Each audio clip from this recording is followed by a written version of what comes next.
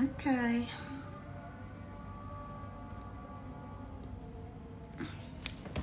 Hai, halo sobat finansialku, selamat malam semuanya.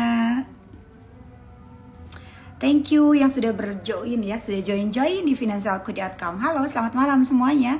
Oke, aku mau tes sinyal dulu sebelum aku mulai. Apakah suara Rista aman, sobat finansialku? Oke, kita tunggu dulu ya. Kita tes sinyal. Apakah suara Rista aman? Oke, halo, selamat malam semuanya yang udah selalu ngikutin IG Live dari finansialku.com. Dan seperti biasa, hari ini bareng Rista di The Power of Emak-Emak setiap Selasa dan Kamis. Dan buat teman-teman semua, thank you. Aman ya, Mbak Rey? Thank you, Mbak Rey. Sehat selalu buat dirimu, Mbak. Dan hari ini Rista mau ngingetin lagi kalau misalnya teman-teman sobat finansialku ada di acaranya The Power of Emak-Emak yang selalu bareng Rista Swestika selaku co-head advisory dari finansialku.com. Sobat finansialku, masih awal bulan nih ya. Kira-kira kantong aman nggak? Dompet aman nggak? Rekening aman nggak? Kalau misalnya kantong, dompet, dan rekeningnya nggak aman, ada baiknya coba deh direncanain keuangannya ya. Kenapa? Karena hari ini Rista mau bahas tips berkarir menjadi self dan business owner. Kalau misalnya mau punya usaha, artinya harus punya modal. Kalau modalnya nggak ada, gimana kita mau usaha kan? Yuk, makanya lakukan perencanaan keuangan. Kamu bisa gunakan aplikasinya finansialku.com yang kamu bisa download di App Store maupun di Google Play Store pastinya ya. Biar keuangannya nggak makin boncos dan kamu bisa punya uang untuk siapin modal. Siapa tahu kamu nanti bisa menjadi seorang business owner ya. Oke, baik, thank you semuanya. Kenapa itu hatinya pecah begitu ya? Apa keuangannya udah mulai menipis? Jangan-jangan ya. Jangan dong, sobat finansialku kan selalu ngikutin finansialku.com, artinya sudah mulai harus diatur ya keuangannya. Oke, anyway, hari ini di The Power of Mama Rista kedatangan narasumber yang keren, luar biasa gitu ya. Kita akan membahas tentang tips berkarir menjadi self dan business owner. Narasumber Rista malam hari ini beliau adalah Mbak Putri Mumpuni selaku head chef dari Biau Bakery ya, Bakery Co. Dan kemudian ada Biau Pizza Bagels, partnership of Hey Tubo juga. Wah, ini susah banget nih nyebutnya nih ya, nama-nama usahanya nih Mbak Putri ya. Dan Rista juga mengingatin bahwa narasumber Rista ini bukan orang sembarangan gitu ya. Kenapa? Karena Mbak Putri ini dulu pernah ikut ya di ajang Food Explorer ya di Frankfurt Book Fair 2015. Dan beliau juga menjadi jebolan top chef Indonesia. Susah banget ya kalau ngomongin tentang dunia makanan ini gitu ya. Namanya tuh Inggris banget gitu ya, namanya kebule-bulean ya. Oke. Langsung aja yuk kita coba untuk undang Mbak Putri. Risa cari dulu ya. Oke. Tunggu sebentar ya sobat finansialku, karena ini keren banget. Risa mau bahas tentang dunia per-chef nih ya. Oke, apakah belum join? Sepertinya belum join ya. Oke, belum join nih Mbak Putrinya, kita tunggu dulu ya. Oke, sobat finansialku, nanti kalau mau tanya-tanya tentang berkarir menjadi seorang chef itu seperti apa, kemudian menjadi seorang business owner itu seperti apa gitu. Bukan chef Renata Muluk. Bukan, hari ini aku kedatangan narasumbernya Mbak Putri Mumpuni ya. Beliau juga ini keren banget dan prestasinya itu banyak banget ya. Nah, ini dia. Oke. Kita tunggu ya sobat finansialku ya. Oke, kita mau chit-chat dengan Mbak Putri Mumpuni. Hai, Sir. Hai, thank you sudah diundang ya. Ya ampun, aku seru banget loh. Aku dari kemarin, narasumber aku hari ini adalah seorang chef yang prestasinya udah nggak ada sing ada lawan. Kalau misalnya aku tuh langsung Google gitu kan ya, coba ketik Mbak Putri Mumpuni, udah deh itu prestasi jibun banget tuh sobat finansialku. Oke, chef, Sorry, bisa diulangin? Oke, apa kabarnya hari ini? Oh, baik. Kakak apa kabar? Aku alhamdulillah baik. Oke, aku manggilnya chef aja deh, soalnya ini Iya, aku tadi tuh salah nama gitu kan ya. Head chef ini apa nih? Nyebutnya apa nih? Biau Bakery. Ya, head chef at Bill Bakery. Oke. Kemudian Biau Pizza Bagels. Ya, Bo Pizza and Bagels. Oke. Kemudian ada Hey Tubo.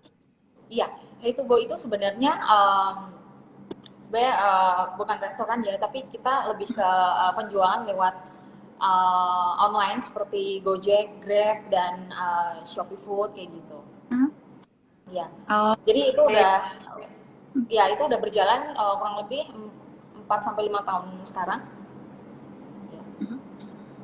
Oke, ini seru Terus banget loh ya. Si muda, kemudian udah pegang 3 bisnis ya. Wow, keren banget. Oke, Mbak, apakah aman? kenapa? Suaraku aman? Iya, Oke, mungkin karena sinyalnya agak nggak bagus jadi agak agak putus-putus tapi masih bisa didengar. oke, masih dengar ya. Oke, sobat finansialku, sinyal aku dan sinyal Mbak Putri aman. Coba dulu dong di kolom chat, silakan. Sebelum kita mulai, karena ini banyak banget yang aku mau tanyain dengan yang keren satu ini kan. Silakan sobat finansialku, katanya minta pun. Puisinya Hah? bagus banget. Siapa yang mau Aku nggak bisa bikin pantun. Kalau Nggak bisa. bisa, kalau suruh bikin, oh kakak yang suruh bikin pantun nih ceritanya. Aku apalagi nggak bisa bikin pantun ya kan. Kan termasak lagi sama saya. Oke, Chef, hari ini kita membahas tentang berkarir menjadi seorang chef dan business Ya, owner. Dia baca, aku udah baca dia profil Mbak Putri sendiri gitu. Ya, enak banget. Nah, kalau kita ngomongin tentang dunia chef, ini kan dulu sebelum ada ajang-ajang yang kayaknya chef itu dianggap ngapain sih ya, cuma tukang masak dapur doang, restoran doang gitu kan ya. ya, Nah, ya. sekarang Mbak Putri mumpuni ini tertarik dengan dunia masakan ini nih. Silakan. Oke. Jadi sebenarnya dulu aku memang sekolah di sekolah tata boga jurusannya gitu. Jadi Mhm. awalnya itu dulu karena sebenarnya aku pengen SMA nih. Jadi aku punya cita-cita dulu pengen jadi seorang polwan ceritanya gitu. Oke. Ya, terus orang tua bilang karena aku masih punya adik yang harus sekolah juga dan kebetulan jaraknya cuma 1 tahun gitu. Jadi waktu itu kalau boleh jujur waktu itu mungkin ekonomi keluarga lagi nggak begitu bagus, jadi plan B-nya akan kuliah. Waktu itu jadi waktu itu orang tua memilihkan aku sekolah untuk sekolah SMK aja deh biar cari kerjaan gampang karena di sekolah itu akan diajarin keahlian memasak at least gitu. Tapi memang Mhm. sebenarnya dari kecil aku juga suka masak, jadi memang punya passion di situ juga gitu. Setelah itu aku setelah lulus SMK aku job training di hotel masak juga, kemudian dari semenjak itu meniti karir memang kerja selalu di bagian dapur gitu. Jadi awalnya memang untuk jadi seorang chef, which is yang ibaratnya nomor satu di dapur ya, head chef itu cuma ada satu dalam satu restoran gitu. Oke. Itu nggak bisa semata-mata langsung di atas, maksudnya nggak bisa semata-mata langsung di posisi itu. Jadi dulu memang setelah aku selesai sekolah SMK, emang aku harus dari apa namanya harus dari ada cook helper dulu, kemudian setahun kemudian aku jadi cook, setahun kemudian demi, setahun kemudian jadi CDP, kemudian setahun lagi nggak setahun sih, maksudnya nextnya sous chef baru jadi head chef gitu. Jadi Mhm. perjalanannya memang panjang banget dan aku harus apa namanya mengalami gimana jatuh bangunnya karir itu seperti apa. Untuk dapetin sesuatu emang nggak segampang itu untuk jadi seorang chef. Dan seorang chef itu memang harus dituntut nggak cuma bisa masak. Kayak sekarang aku sebagai chef nih ya, yang dipikirin itu nggak cuma masak ngajarin orang masak, tapi gimana caranya bikin suatu makanan yang cost-nya itu rendah, tapi untungnya banyak. Kasarnya seperti itu. Yang waste-nya itu nggak banyak, penyimpanannya gampang, pengerjaannya itu gampang, karena di restoran kan harus bikin makanan secepat mungkin agar bisa kalau ada orderan bisa dikeluarin cepet gitu.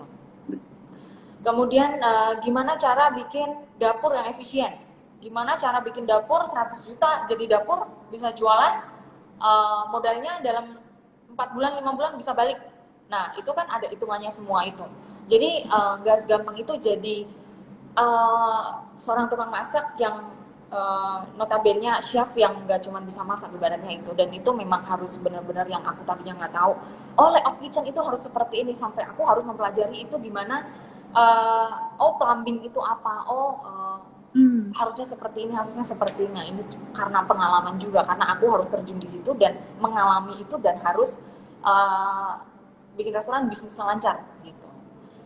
Jadi menarik sekali. Banget. Aku kagum banget nih chef ya. Jalan panjang banget. Kenapa? Perjalanannya panjang banget Ya, ternyata. ya, ya. Oke. Ini aku boleh tahu gitu kan ya. Memulainya adalah lulus SMP. Kemudian masuk ke sekolah-sekolah untuk dunia permata gitu kan ya. Oke. Pernah ditanya sih, chef ngapain sih gitu masuk dunia chef gitu? Kenapa nggak jadi dokter gitu ya?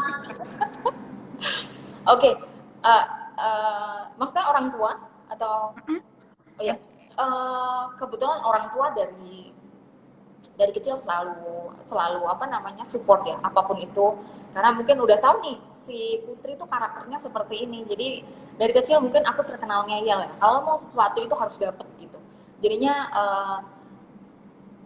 mungkin dari kecil memang sampai sekarang pun orang tua support ya, mau apapun itu pekerjaanku, apapun yang aku lakukan, dan yang penting apapun yang dilakukan itu harus bertanggung jawab, harus bisa bertanggung jawab atas dirinya sendiri dan orang lain dan keluarga, gitu aja sih. Jadi mau kemanapun ya, dulu aku pernah punya pengalaman kerja juga, pernah kerja di luar negeri karena orang tua bilang harus pulang, ya mau nggak mau harus pulang.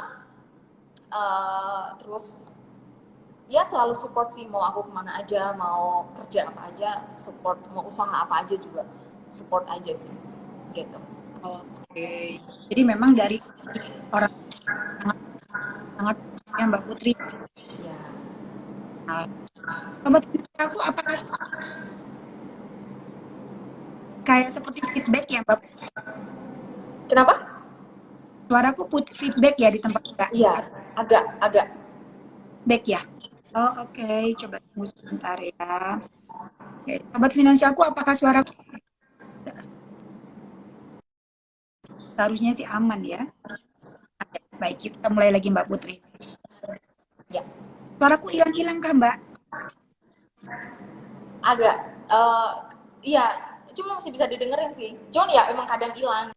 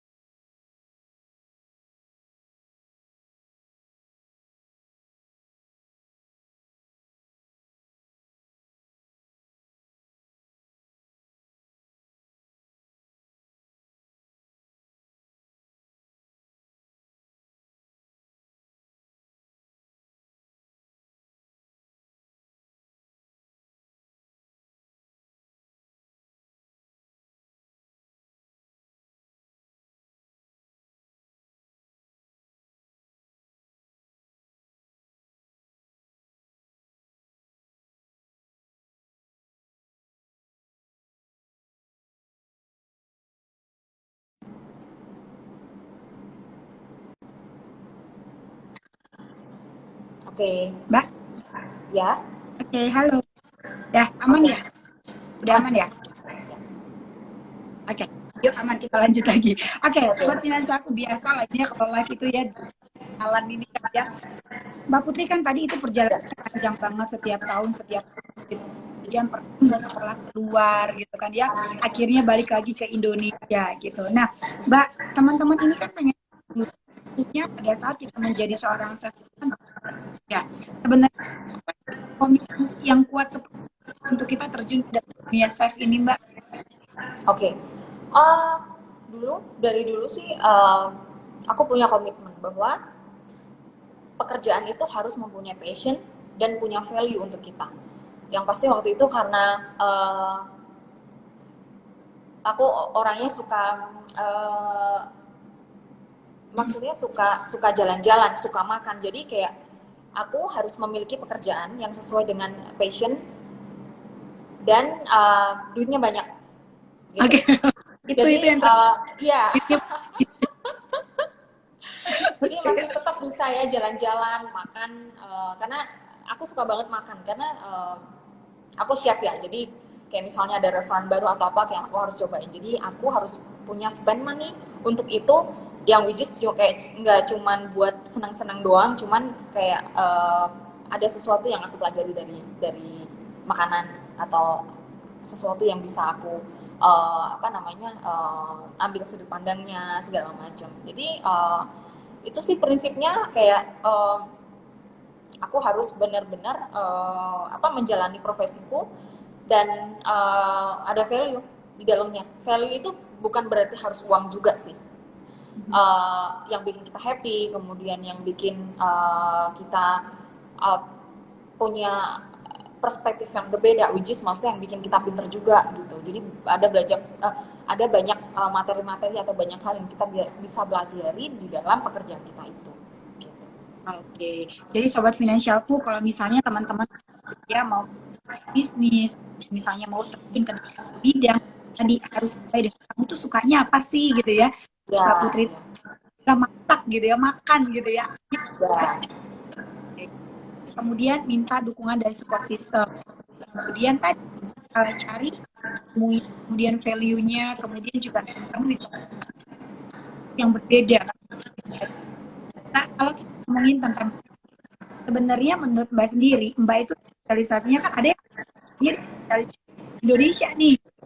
Nah, Mbak Putri sendiri masyarakat ya kak gitu atau Indonesia negaranya Mbak.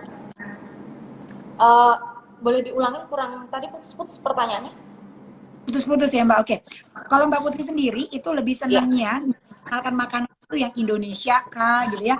Ya ke barat nih Mbak, Western gitu. ya. Aku suka semuanya. Kebetulan aku nggak punya alergi juga, jadi apapun aku bisa makan. Mau itu makanan mentah, setengah mateng, mateng, overcook, aku suka semua. Jadi nggak punya bener-bener spesifik ya, gitu. Karena kalau ditanya pun makanan favorit apa, sebenarnya aku nggak punya makanan favorit gitu. Kayak setiap makanan itu kayak punya preference sendiri-sendiri yang kadang kayak nggak bisa disamain gitu. Karena kayak ya aku cobain banyak banget makanan dari berbagai jenis makanan daerah asal luar negeri maupun dalam negeri gitu. Jadi kayak ya apa aja sih suka. Oke, apa aja suka ya. Jadi semua gimana ini kan harus tahu kan gitu. Ya, cuman ada yang sesuatu yang menurut aku interesting yang jadi favorit itu kayak sesuatu makanan yang bikinnya itu rumit atau complicated atau yang takes time itu kayak bikin penasaran sih lebih ke gimana sih cara bikinnya. Kalau mau bikin kayak letak kegagalannya itu ada di mana sih kayak gitu-gitu lebih ke curious tentang method cookingnya seperti apa gitu-gitu sih.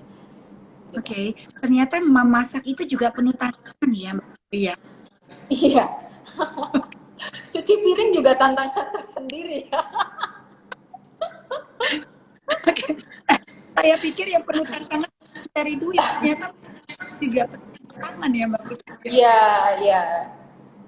Oke, ini menarik banget loh ya. Oke, Mbak, kalau boleh tahu udah berapa lama sih jadi seorang chef Mbak?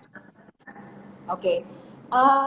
Pertama kali aku jadi seorang head chef itu umur 25 tahun. Sekarang umurku 30 tahun. Jadi udah it's been 5 years. Oke, masih muda Yang banget. dulu aku manage, ya, yang dulu aku manage. Jadi aku udah lama banget kerja di Bo ini. Jadi aku yang set up di Bo restoran ini. Dulu waktu itu kita punya outlet, hanya satu outlet. Ada 2 outlet. Sekarang kita udah punya 3 outlet yang berbentuk restoran ya. Kita punya 3 outlet sampai sekarang, gitu. Oh, dari usia 20, nah aku dulu 25 lagi ini ya Mbak.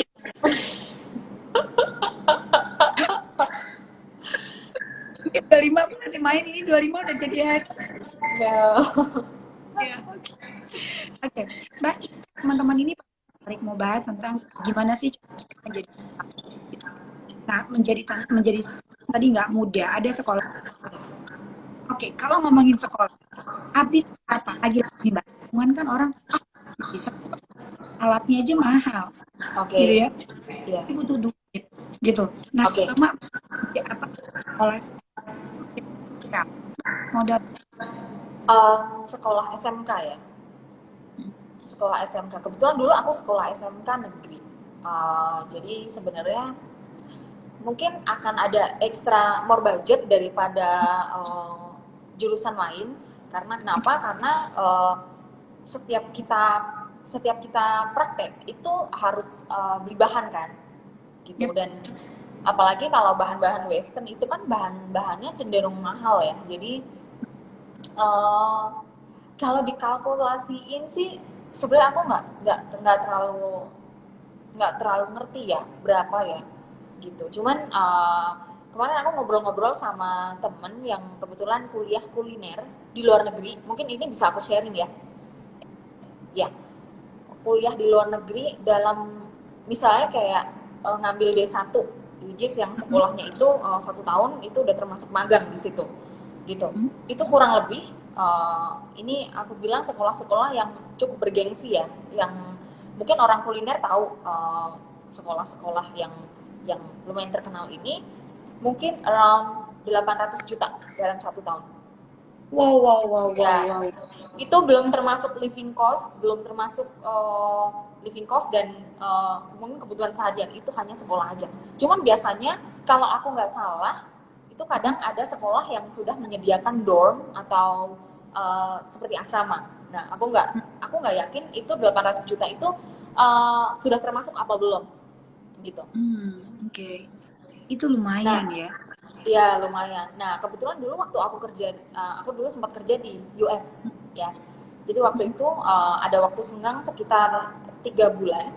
Jadi di luar negeri itu juga dibuka kayak semacam short class atau Oke. kayak, jadi sebenarnya itu untuk umum sih, untuk siapa aja bisa ikut dan kayak nggak perlu banget sertifikat, hanya butuh apa namanya skill aja gitu. Hmm. Tetap ada sertifikatnya, cuman di situ bukan sertifikat yang setara dengan D1 gitu. Kayak mereka nggak ada magang atau apa. Jadi seperti cooking class cuman di universitas gitu. Jadi dulu aku waktu kerja di US, aku pernah ikut itu selama 3 bulan.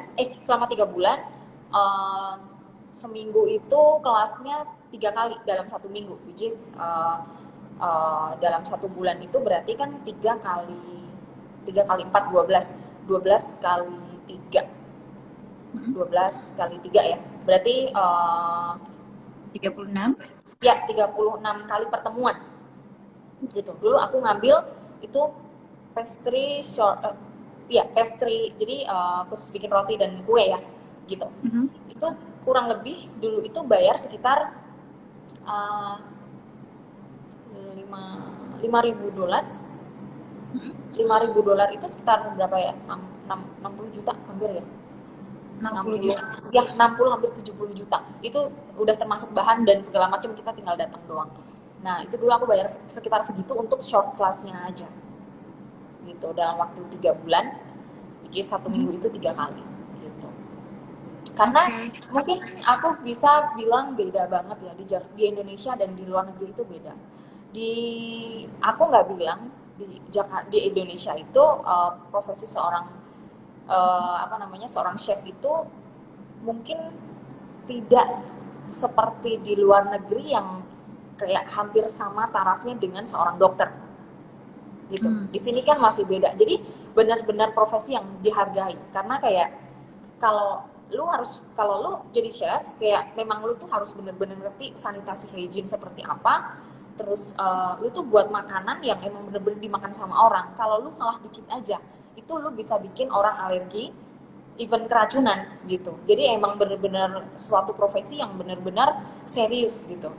Nggak kayak, ya maksudnya di Indonesia mungkin belum sampai educate seperti itu ya gitu. Dan mungkin di Indonesia pun yang belum punya pengalaman di luar negeri atau yang baru cuman kerja di Indonesia dan punya pengalaman yang masih di Indonesia, mungkin masih sebatas hanya pekerjaan yang kayak ya udah cuman masak aja gitu, yang mungkin aspek-aspek yang lain itu belum bener-bener diperhatikan kayak gitu sih. Jadi aku merasa bersyukur banget dulu pernah punya pengalaman kerja di luar negeri, kemudian bisa sekolah uh, punya pengalaman sekolah di luar negeri seperti apa, jadi kayak hal-hal yang seperti itu bisa aku terapin di restoran tempat aku kerja, dan aku bisa ajarin ke anak-anak atau ke staff-staff yang lain kayak gitu sih. Oke, aku sampai terpana ya, 100 juta yang itu hanya 70 apa 10 juta gitu ya. Emang chef itu gengsinya tinggi sekali buat pekerjaan yang hanya memasak, tapi Ya, jadinya kalau di luar, tapi mungkin akan berubah, siapa tahu nanti di Indonesia juga chef putri gitu ya lainnya, bahwa profesi chef ini juga yang memang menjanjikan loh teman-teman gitu, ya, karena ya, bukan hanya sekedar memasak, tapi memang aturan-aturannya jangan sampai orang makan jadi nggak enak, bisa alergi, bisa keracunan, dan itu bahaya juga gitu ya. ya, Jadi banget aku sama dimakan bener nih dapat dukungan dari orang tua jadi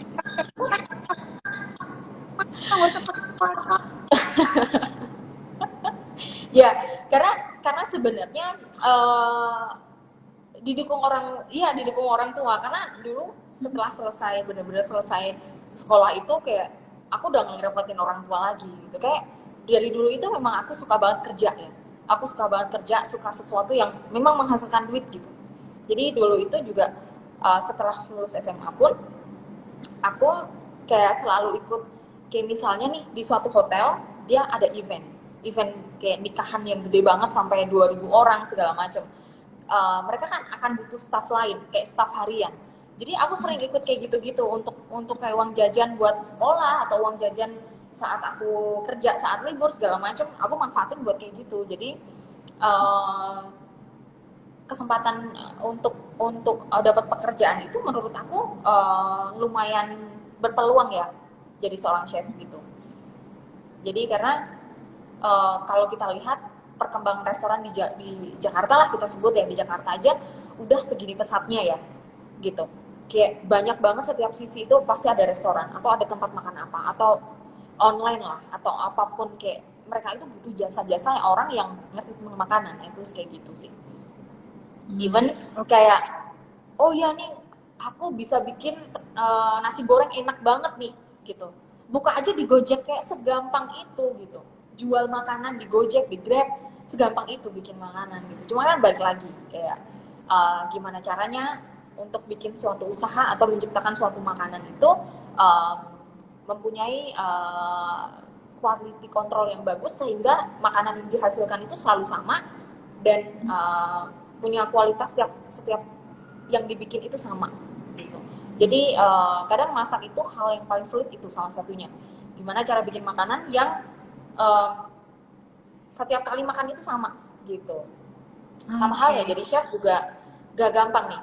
Kita bikin resipi, kita nyiptain suatu makanan, even sudah ditimbangin, even kita udah ngajarin cara masaknya, setelah 30 menit diginiin, setelah itu diginiin, dinaikin suhunya selama 15 menit segala macam. Antara anak A, B, dan C itu bisa berbeda-beda gitu loh. Jadi kayak saat kamu masak dengan api yang kecil atau sedang, atau apinya kegedean, itu rasanya beda gitu. Jadi kayak sebenarnya kompleks itu kalau dipelajari gitu. Cuman itu nanti kan kalau dipelajari dan seiring berjalannya waktu kayak akan punya feel sendirinya gitu. Mungkin it sounds complicated gitu ya. Hah, masa sih segitu repotnya, segitu rempongnya gitu. Nah, aku balikin sekarang, kenapa makan di restoran mahal ya? Karena kita benar-benar memperhatikan hal tersebut. Saat itu makanan harus dimasak dengan suhu segitu ya segitu gitu. Lebih dari itu chefnya nggak akan ngeluarin karena itu dibilang overcook gitu. Simpelnya seperti itu sih. Oke, jadi aku paham harga mahal restoran. Kecelimet gitu kan. Iya. Ini apa mesti komposisinya juga nggak boleh berlebihan panasnya gitu kan ya. Jangan sampai overcook gitu. Kalau overcook itu ditanya failed gitu ya. Ini makanan nggak layak makan gitu ya. Oke, jadi sobat finansialku, kalau misalnya kamu datang ke restoran, kayak gini doang mahal, jangan salah gitu ya. Itu olahnya aja tadi kamu lihat ya, biayanya berapa. Kemudian mereka katakan bahwa apa yang kamu makan, yang kamu datang rasanya tetap sama. Nah, Ya, itu yang finansialku ya. Jadi jangan dianggap gampang, no, gitu ya. Jadi ya, harus bisa melihat bahwa memang harus kita perhatikan nih ya, jangan mahal. ya. Nah tadi Mbak bahas masak apa? Yuk, masaknya sampai kejelimet gini ya Mbak. Aku masak di rumah yang Iya, dan lebih uniknya lagi nih ya, kayak misalnya jadi seorang chef kan berarti dia harus bikin suatu menu yang bisa dijual, gitu kan? Kadang dalam satu plate itu, dan yang bikin mahal ini, dalam satu plate misalnya ya, di situ ada steak, ada macam-macam nih. Itu yang ngerjain nggak cuma satu orang, itu satu piring yang ngerjain itu bisa 3 sampai 4 orang. Karena setiap piring itu punya bagiannya masing-masing. Yang ngegrill daging itu harus konsen, bener-bener ngegrill daging doang. Kemudian bikin salad dressing nih, sama bikin salad itu spesial orang yang emang kerjanya ya itu doang gitu. Jadi saat makanan mau dikeluarin, chefnya baru bilang dagingnya udah belum, dan timingnya harus sama gitu. Jadi ya se-complicated itu, tapi seseru itu sih jadi seorang chef ya. Gitu. Oke, aku pun tentang banyak laku sabaran benar juga Mbak Putri. Ya, kenapa kenapa? Butuh kesabaran juga nggak sih masak itu? Iya, harus butuh kesabaran ya. Cuman ya kebanyakan orang dapur itu nggak sabar karena pasti ada teriak-teriakannya di dapur. Oke. Karena gini, even makanan misalnya nih, tamu order ke kitchen, ya kan? Tamu order ke kitchen. Itu di kitchen itu punya timing gimana nggak boleh keluar makanan lebih dari 15 menit. Jadi itu kayak dari sekian banyak orderan itu yang tukang masaknya harus benar-benar kita yang harus nggak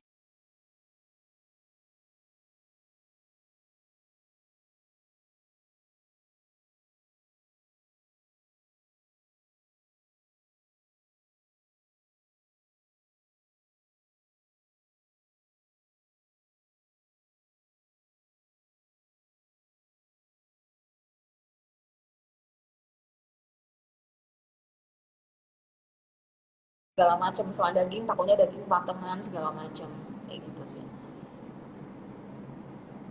Kak ada beberapa banyak Oke, jadi ada memang butuh macam-macam kesabaran ya. ya, ya. Ada macam-macam pertanyaan nih, boleh dijawab kali ya. Boleh, boleh Mbak, boleh. Aku tanyain dulu satu-satu ya. Oke, dari Kristi. Bu Putri mau tanya, bekerja di Amerika dan di Indonesia mana? Apa seperti di US? Silakan. Oke. Dulu waktu aku kerja di US itu benar-benar semuanya itu organized dan on time ya. Mungkin on time ya. Yang benar-benar berkesan itu benar-benar on time. Yang dimana misalnya barang datang itu benar-benar jam 7 ya, kayak jam 7 lewat 2 menit itu udah dibilang telat gitu. Oke. Kemudian ya apapun on time, kemudian orang itu organize dan bersih ya. Kerja itu bersih, kayak kerja itu kayak nggak ada sampahnya gitu. Kayak memang bener-bener udah kayak robot, karena mereka memang mungkin dari sekolah, dari semuanya sudah diajarkan bener-bener yang se-straight itu gimana mengolah makanan, gimana cara membersihkan, gimana cara membedakan, dan kayak gimana cara mengolah suatu makanan yang benar itu seperti apa aja yang harus diperhatikan. Jadi mereka kerja itu udah kayak robot, udah tahu kayak nggak bisa naruh sembarangan, nggak bisa naruh apa namanya, barang yang sudah dibuka harusnya seperti apa, seperti itu sih. Jadi banyak masih banyak ya perbedaan antara bekerja di Indonesia dan di sini gitu. Mungkin aku bilang orang Indonesia bisa untuk ke tahap situ tuh bisa. Hanya perlu educate aja dan perlu pendidikan yang benar-benar straight dan punya pendidikan yang bagus aja gitu. atau ada media atau sesuatu yang benar-benar mengajarkan how to be a good chef itu seperti apa gitu. Oke. Mbak, ini menyambung pertanyaan dari tadi. Begitu dari US balik ke Indonesia, ada ketakutan nggak? Bangun apa nih di Indonesia? Mana nih di Indonesia? Ada nggak sih Mbak? Balik ke Indonesia Mbak? Uh,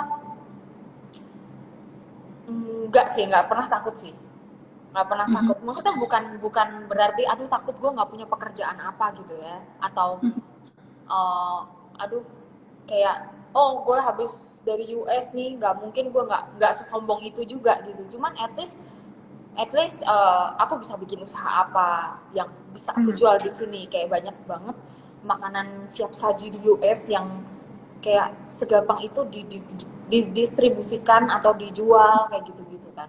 Cuman balik lagi, hal yang di US itu nggak bisa semata-mata diaplikasikan ke Indonesia juga gitu. Misalnya nih, orang US nih, mereka kan mungkin banyak orang yang malas masak atau karena tingkat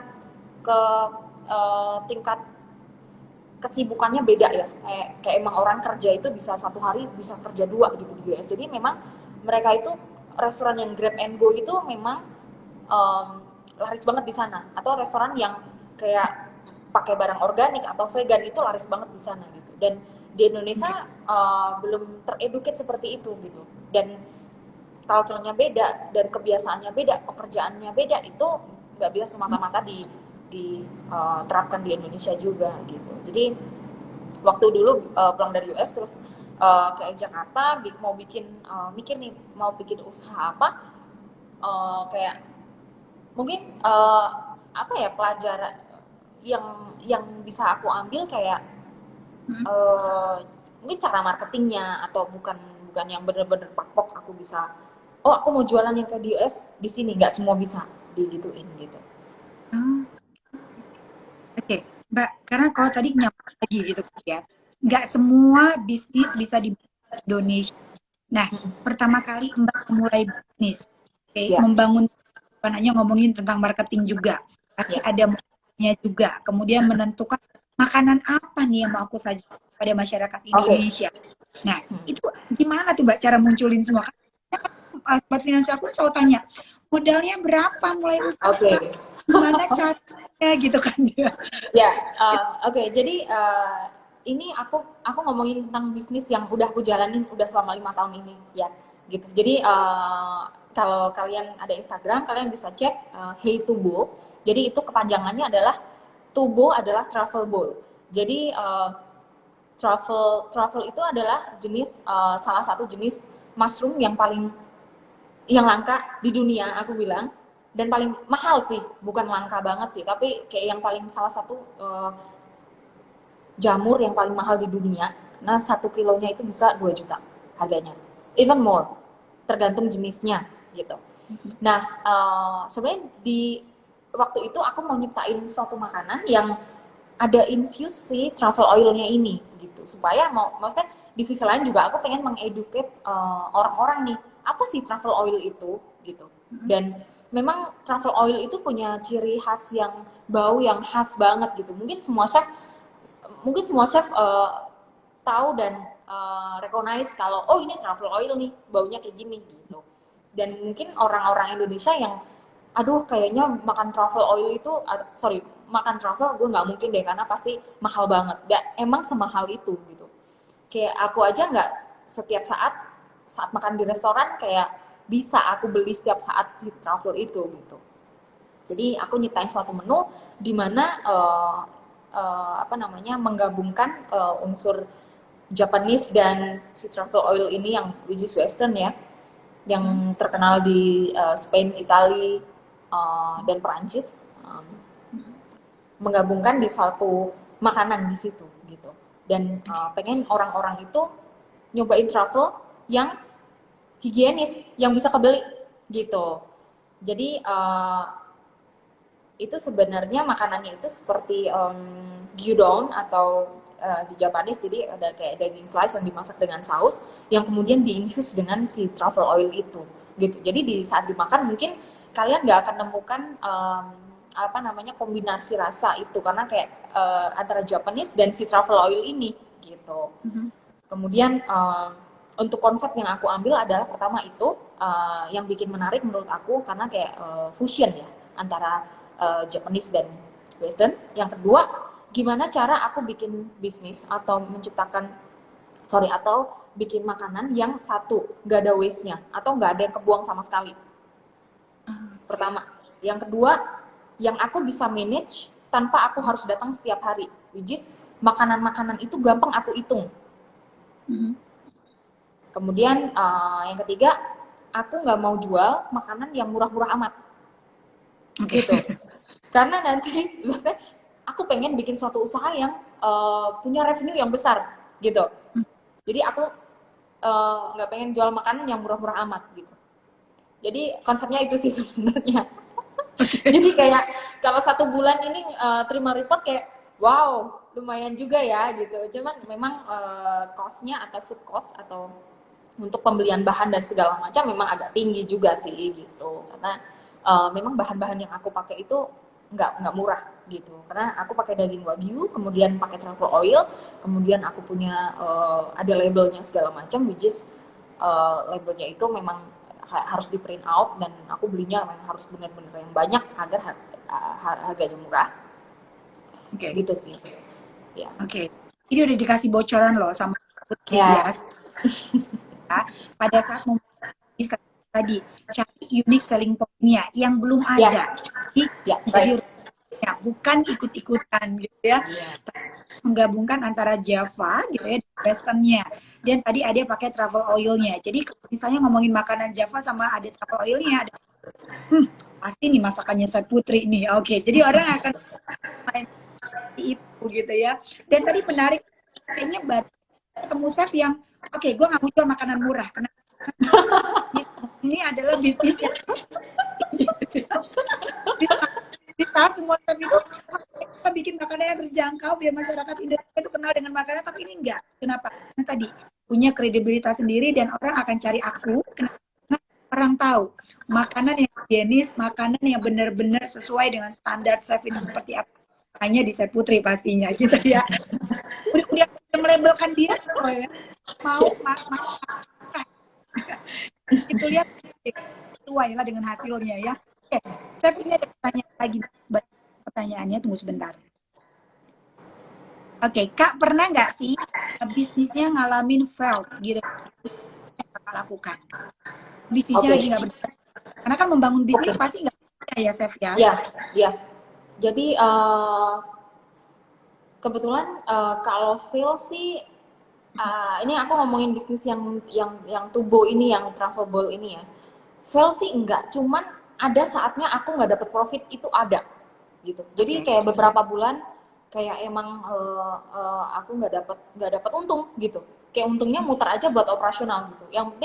Yang penting warung tetap jalan, pembeli masih ada gitu ya. Tetap ada lah, apalagi di masa PPKM seperti ini, di masa dulu lockdown 2 tahun yang lalu segala macam kan, daya beli masyarakat pun turun juga. Kemudian sempat harus nutup outlet juga. Kemudian harus buka outlet, which is harus buka outlet itu kan kayak another budget kan. Kita pengennya buka outlet tapi nggak mau ngeluarin duit lagi gitu. Jadi kayak kita skip profit sharing kita untuk dikumpulin untuk dijadikan suatu outlet baru gitu yang diharapkan nanti di outlet baru ini akan menghasilkan revenue yang double dan profitnya juga double gitu. Ada sih beberapa saat yang ada juga beberapa waktu kita kayak bukan ditipu ya, di-cheatingin lah sama anak buah kita ya, hal-hal itu ada lah pasti gitu. Karena memang ya pasti bisnis itu ada jatuh bangunnya pasti gitu. Cuman kan gimana caranya untuk kita tidak mengulangi hal atau feel yang sama, kemudian ya kita harus moving forward untuk cari formula yang lain atau cara plan A, plan B yang untuk bisa achieve apa yang kita mau gitu. Oke. Buat finansialku kalau misalnya ya memulai bisnis itu nggak mudah gitu kan ya, nggak semudah tapak tangan. Nah, di titik bosen lah, di titik kok kayaknya banget sih kenalin ini ke Indonesia gitu ya. Udah Ya. pasti, sudah pasti saya Putri. Beda. Nih, pertanyaannya keren banget dari David Mas dan 4. Chef, dengan ada COVID-19 2020-2021 berimbas pada restoran karena orang nggak bisa datang. Ya. Ya. Berimbas juga nggak dengan ketiga bisnis Chef Putri tadi? Oh iya, iya. Jadi gini, apa namanya, waktu awal mula COVID itu, so far sih, so far sih sampai sampai 1 tahun itu masih bisnis masih jalan ya, masih jalan, masih ini awalnya kita juga agak surprise ya, karena ternyata orang-orang itu kan pada work from home kan, pada work from home dan mereka otomatis beli makanan di online gitu. Mungkin mereka punya more budget, some ya, mungkin aku bilang dari customer kita nih, some kita punya customer yang memang mungkin kalau dia kerja dia akan jajan lebih banyak, tapi kalau dia di rumah dia akan punya lebih banyak budget untuk makan gitu.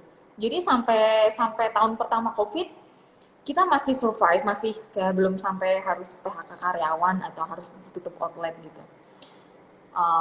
Cuman saat mulai 2021 ini kayak bertubi-tubi tuh kan, kayak perusahaan juga banyak yang bangkrut segala macam, itu revenue segala macam mulai turun.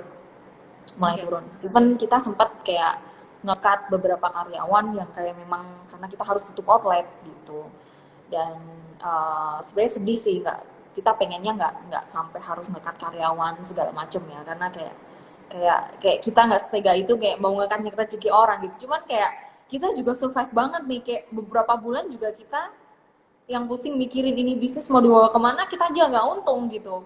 Jadi gimana kita juga mau nguntungin orang lain gitu, daripada bisnis nggak sehat, apa namanya, operasional nggak sehat, mendingan ya emang kita harus let go kayak 2-3 orang gitu, dan harus ngelepas satu outlet yang kita memang harus tutup karena memang tidak profitable gitu. Jadi memang di saat itu banyak banget polemik kita ya, kayak aduh gimana nih, kayak memang harus decision itu benar-benar harus dipikirin, imbasnya apa, kemudian akibatnya apa segala macam harus benar-benar dipikirin, dan itu bukan hal yang gampang gitu. Jadi memang harus benar-benar berpikiran jernih dan realistis gitu. Oh ya udah, kayak sebenarnya kita nggak tega, cuman gimana, maksudnya kita harus tetap mentingin si 12 orang ini buat kerja dan sehat, mereka dapat gaji, dan kita harus let go ini 3 orang yang memang notabene mereka juga kurang produktif saat kerja gitu. Jadi memang hal-hal seperti itu harus kita pikirin benar-benar gitu. Oke. Semoga COVID ini ya biar semua baik ya, biar bisnisnya juga lancar lagi. Oke, Chef, ini ada pertanyaan dari indras.cnd. Gimana sih Kak membangun bisnis food and beverage dari awal? Soalnya kadang kita chef aja masih ada rasa takut untuk gitu ya, karena terlalu banyak nanti gagal, nanti rugi. Kalau kayak gini tuh gimana tuh Chef? Oke, untuk boleh diulangin pertanyaan, sorry? Ya, jadi untuk memulai, meskipun saya profesional juga untuk memulai masih takut. Ya. Oke.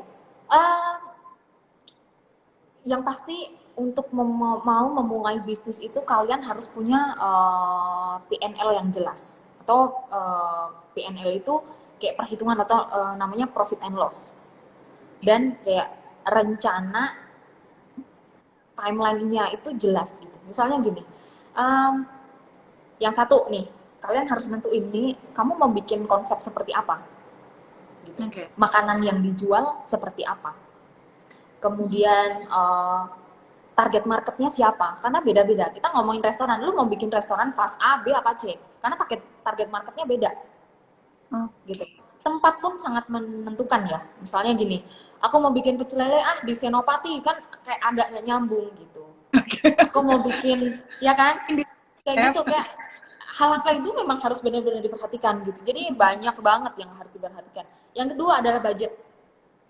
Oke. Kamu punya budget berapa? Apakah sesuai dengan konsep awal yang ingin kamu bikin gitu? Dan budget itu nanti di breakdown lagi bener-bener. Misalnya kebutuhan kitchen, kebutuhan equipment kitchen itu berapa, Oke. kayak bener-bener dihitung bener-bener sampai saat restoran itu jadi budget itu nggak terlalu lebih atau nggak kurang gitu. Ya kalau Hmm, kurang syukur ya, cuman ya jangan lebih-lebih banget gitu.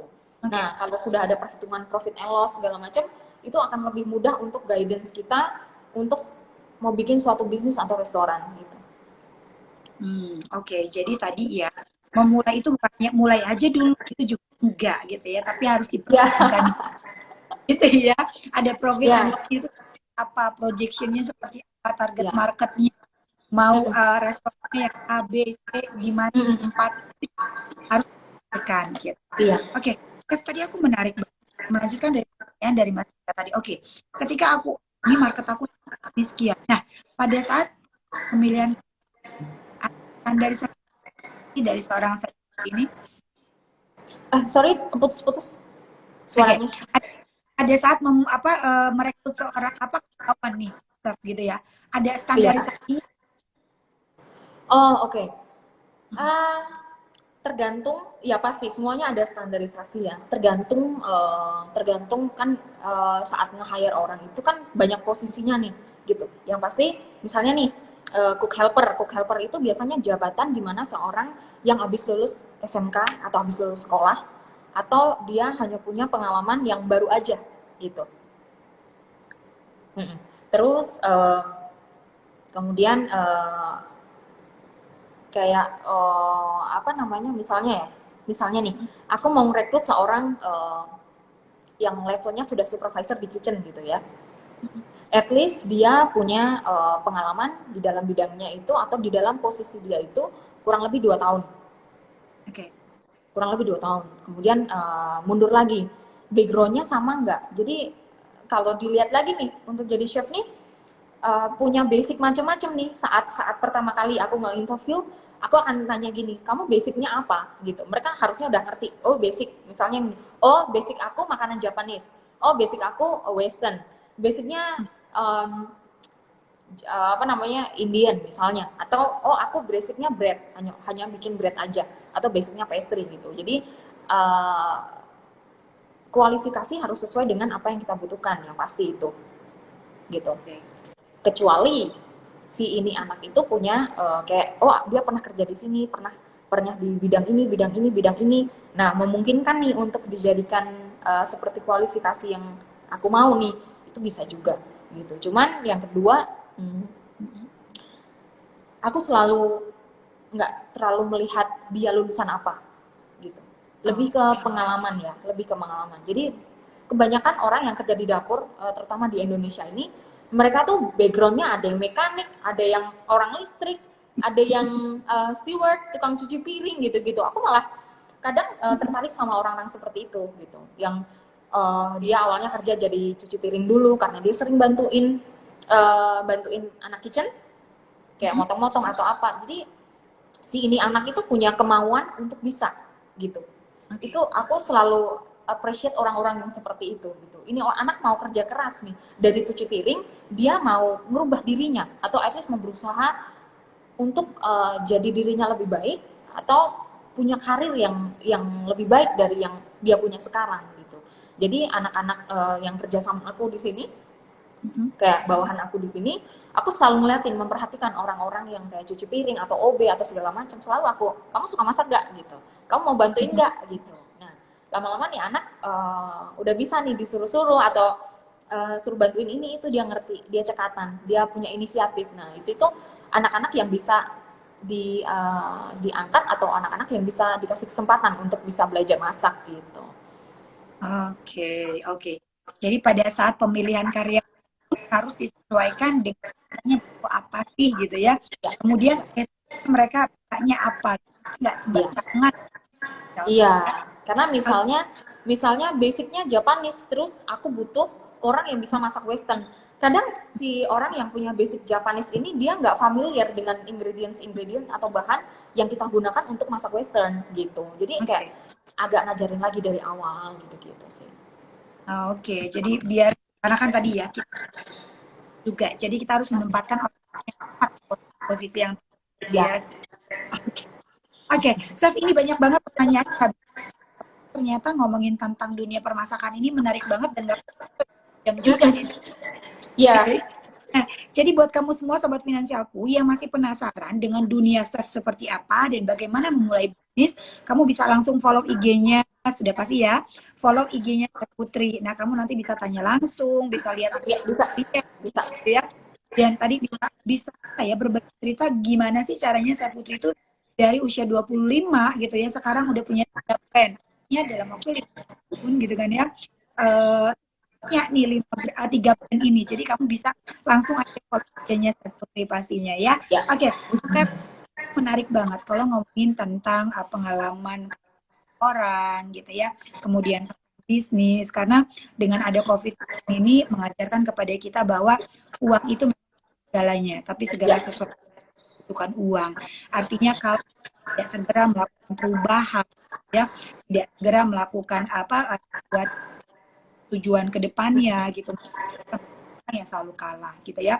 Nah, buat teman-teman semua finansialku yang saat ini ada berprofesi sebagai chef, nggak perlu takut bahwa bisnis ini ke depannya tidak menguntungkan. No, bisnis ini ke depannya akan menjadi lebih better, lebih baik lagi karena banyak sekali chef-chef hebat gitu kan ya. Mungkin di Indonesia mungkin agak sedikit berkurang mungkin, tapi di luar Anda diakuinya luar biasa gitu ya. Contohnya ini ada yang ada di saat ini gitu ya, prestasi-prestasi beliau gitu ya, kemudian ilmunya juga, dan yang pasti kita belajar dari pengalaman seseorang karena membangun sebuah itu tidak mudah, maka belajar dari para coach gitu ya yang telah membangun bisnisnya terlebih dahulu pastinya. Putri, ada yang mau disampaikan ini buat the power of emak-emak, silakan. Oke. Um, apa ya, untuk saat ini ya, kayak rezeki itu bisa didapat dari mana aja gitu. Oke. Kalau ingin memulai bisnis, satu yang penting kamu itu suka dulu gitu. Kamu suka. Yang kedua, kamu yakin bahwa apa yang kamu jual itu bisa diterima sama kebanyakan orang dan selalu memiliki standar yang sama gitu. Aku bilang standar yang sama kayak ketinggian banget, cuman nggak, maksudnya gini. Apa ya? Yang pasti kayak sanitasi hygiene atau kayak kebersihan itu harus benar-benar menjadi nomor satu, apalagi di saat seperti ini gitu. Karena kayak tidak segampang itu jual makanan ke orang kalau nggak dilakukan dengan sebersih mungkin atau sehygiene mungkin gitu. Terus apa namanya, kalau kita berusaha pasti bisa gitu, pasti ada aja jalannya gitu. Setuju. Ya. Oke, baik sobat finansial udah pada langsung follow tuh. Aku udah follow Kak katanya gitu. Oke. Ya kadang aku bikin iseng-iseng bikin video masak kadang. Nah, tuh kan ada video tuh dia kepoin soalnya IG-nya saya Putri gitu kan ya. Banget masakan beliau gitu ya, ide-idenya juga keren-keren. Jadi yuk langsung aja follow IG-nya saya Putri buat kamu semua yang pengen tanya tentang dunia chefan gitu ya, dunia boleh DM aku. Ya. Dan ya buat biar membangun bisnis langsung aja DM ke saya Putri. Tenang, langsung dijawab sama saya Putrinya kok. Iya, Ya. pasti. Iya, Pasti. banyak kok yang kayak teman-teman. Aku punya banyak teman Instagram yang kayak kadang nanya apa, pasti kalau bisa aku jawab, pasti aku jawab. Tuh kan, kurang apa lagi coba kan gitu. Langsung dijawab sama pemilik IG-nya. Oke, saya Putri gak ada IG jam juga. Aku atas nama mengucapkan terima kasih udah meluangkan waktunya berbagi. Sama-sama. Ya, buat sobat finansialku.com, dan kita ngucapin juga semoga bisnisnya terus bertumbuh, bukan hanya 3 brand. Siapa tahu brand banyak dan bisa memberikan peluang kesempatan buat ini hobi masak bisa bekerja sama dengan ya. Thank you. Oke, thank you saya Putri. Selamat malam, stay safe semuanya. Sama-sama Karis, thank you. Bye. Bye.